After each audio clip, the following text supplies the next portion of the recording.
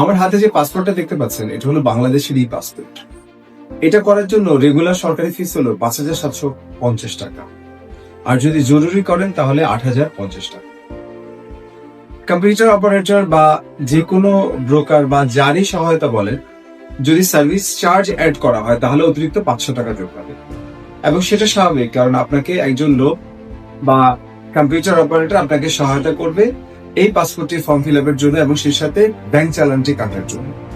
একজন আপনার কাছ থেকে যদি সার্ভিস চার্জ ৫০০ টাকা নেয় সেটা দোষের কিছু না, কিন্তু এই পাসপোর্টের ফর্মটা ফিল আপ করে আপনি সার্ভিস চার্জ দিয়ে সর্বসাকুল্যে আমি বলছি যে ৬,৫০০ টাকা বা ৬,৩০০ টাকা বা ২০০ টাকা দিয়ে আপনি যদি পাসপোর্ট অফিসে যান, আপনার এই পাসপোর্ট অ্যাকসেপ্ট করবে না।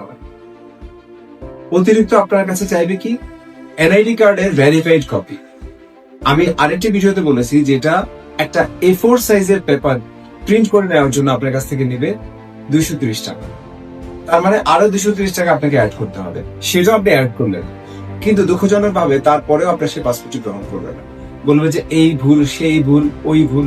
কেন জানেন? কারণ অফিসকে অতিরিক্ত কিছু দিতে হয়। এটার জন্য ব্রোকার দায়ী না, এটার জন্য অফিসে বসে থাকা কিছু অসাধু অফিসার দায়ী।